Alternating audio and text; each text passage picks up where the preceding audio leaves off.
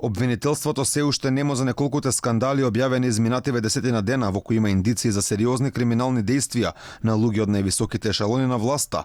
Последен случај кој гласно одлекна во јавноста е видеоматеријалот каде се гледа екс-директорот на Фондот за здравствено осигурување Ден Дончев како зема пари во кеш и ги става во чанта. И покрај тоа обвинителството веќе се прогласи за ненадлежно за овој случај, велејќи дека станувало збор за нецелосни снимки предпоставки, иако веродостојноста на видеоматеријалот ја призна и Дончев, сепак кажувајќи дека станува збор за приватна снимка.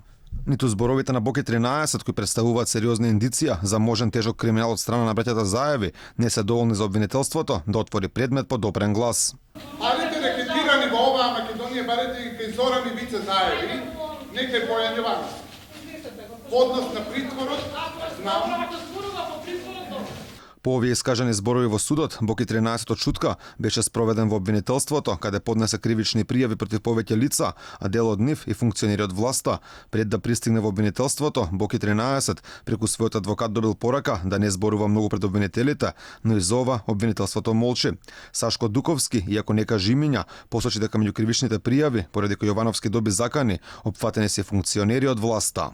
Дали станува збор за лица од државните институции, функционери или за приватни лица, односно луѓе што се надвор од државните институции и бизнисмени? Едно и други.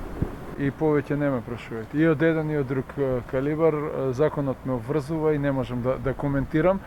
За серијата скандалозни аудио и видеоматеријали досега реагираше само полицијата. Вчера исказ пред инспекторите од одделот за сузбивање организирани сериозен криминал даваше Ден Дончев. Како што кажа министерот за внатрешни работи Наќа Чулев, во текот на денешниот ден записникот од вчерашниот распит ќе биде испратен до обвинителството, каде ќе треба да одлучат дали има елементи за покренување постапка против Дончев.